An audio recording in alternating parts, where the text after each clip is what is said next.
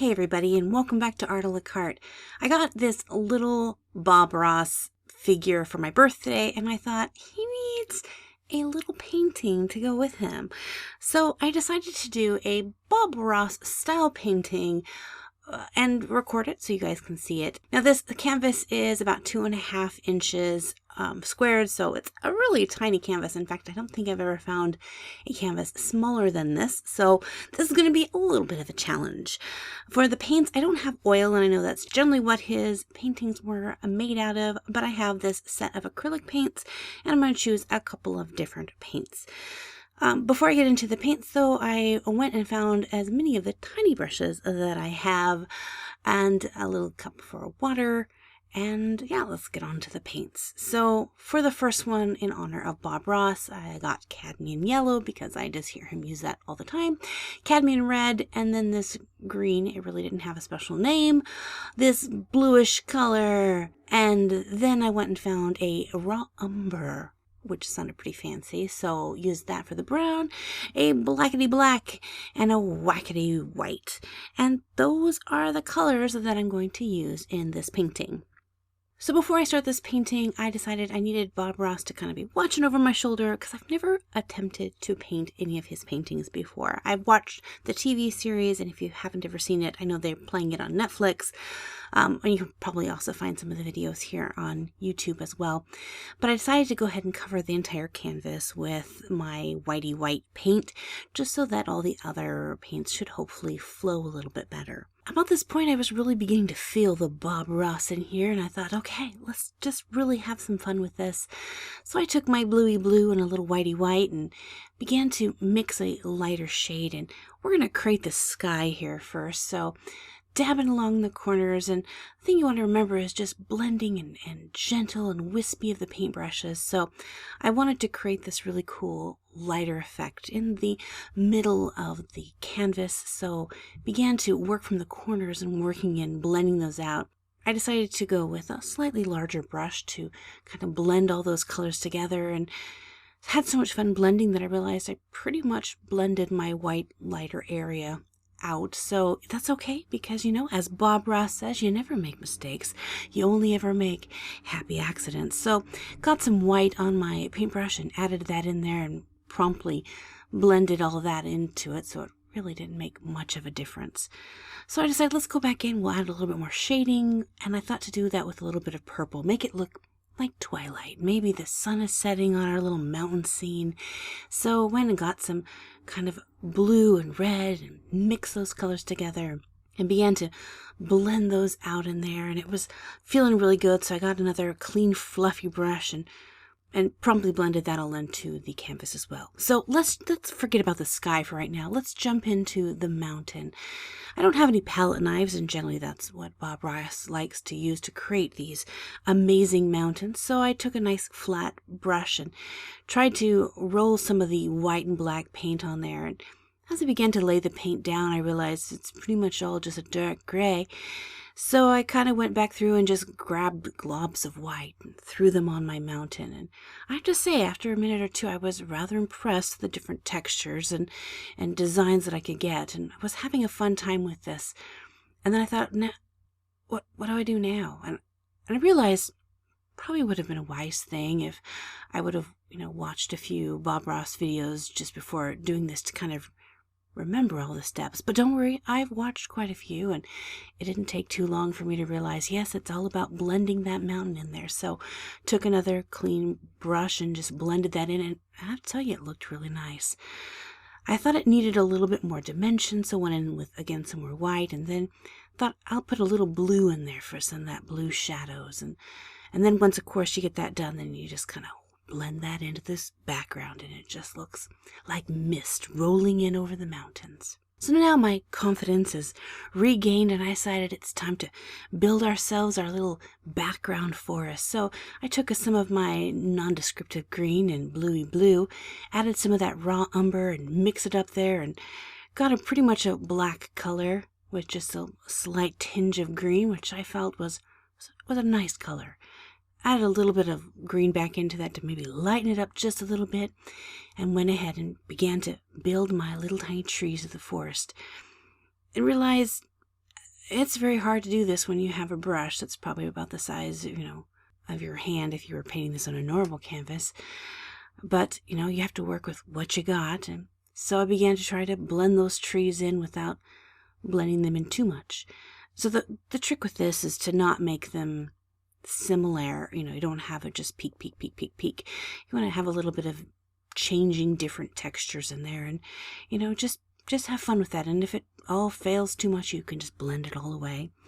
Well, of course, Bob Ross's signature is to always have some sort of water in the background there, so I decided to bring the trees down and with a clean brush kind of flick those around and blend it in there. And the trees were really starting to look great.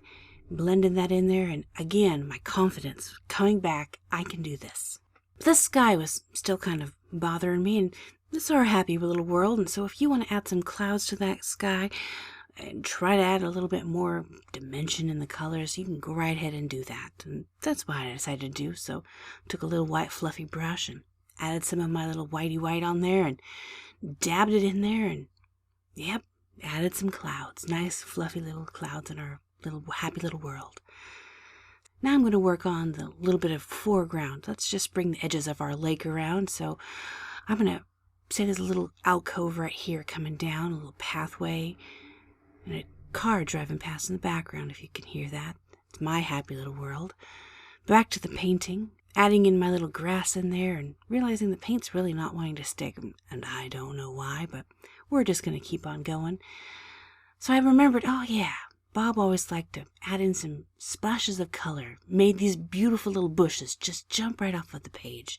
So that's what I did. I grabbed some yellow and put in my little bushes and thought, well, now I got to blend it down into the water. So brought it down there and caught my little clean brush and blended it across there, and it looks kind of like a yellow oil spill now. But no worries, we'll keep on going.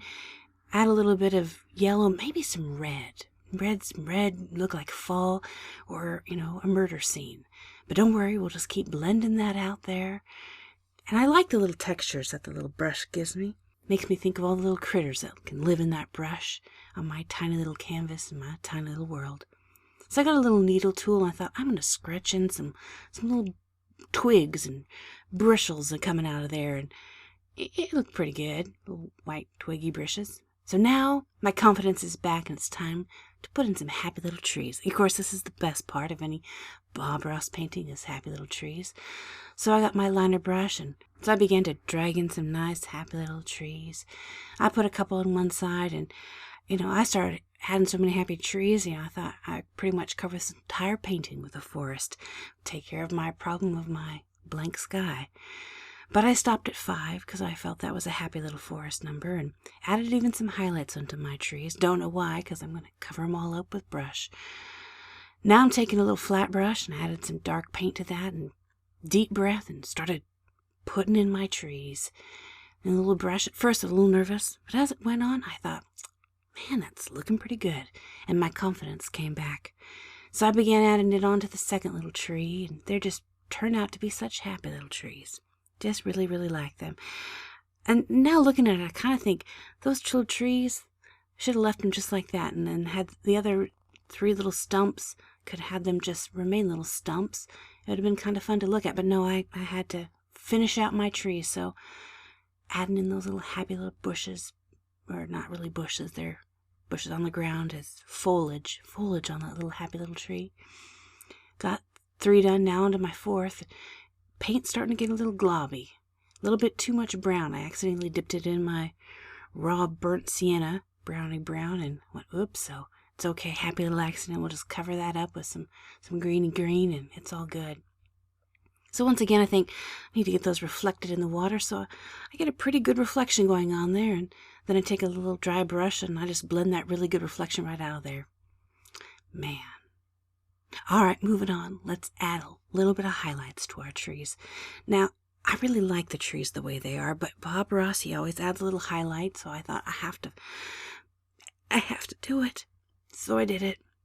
And my little happy little trees, they ran away. They came out to be little blob monsters, but that's okay, because we got the memory of these happy little trees that live there. So I began to transform the rest of the trees into little blob monsters, and I suppose the more I practice at this, the better I'll get. Practice, practice, practice. That's what we always say. So let's just go ahead and blob the rest. It just gets worse from here. So I don't know, this might be a time you want to look out your window and get some inspiration. And to make myself feel better, I decided I'm going to add a little bit of red bushes below here. And gigantic glob of red paint, just really, yeah. And I even blend that into my little reflection there, adding to the swampy color. So I decided, hey, let's just cover that up. We'll put some rocks poking out their head out of the water. And yeah, that was kind of a mistake. So let's add a little diversion. Let's go ahead and put in a bird flying, majestic eagle. This is where I held my breath and just prayed I wouldn't glob it out. And well, look at that. It just turned out great. Now look at this painting. It just turned out so great. I think the best way to end this video is maybe to have a little animation of the canvas doing a little twirl there, because it's a happy little painting. I hope you enjoyed this video as I attempted to recreate one of Bob Ross's paintings.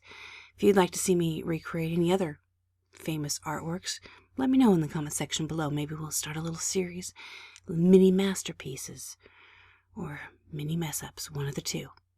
So until next time, thank you so much for hanging out with me, and keep on painting. God bless you guys, and we'll see you in another video. Bye-bye. This is my Bob Ross voice.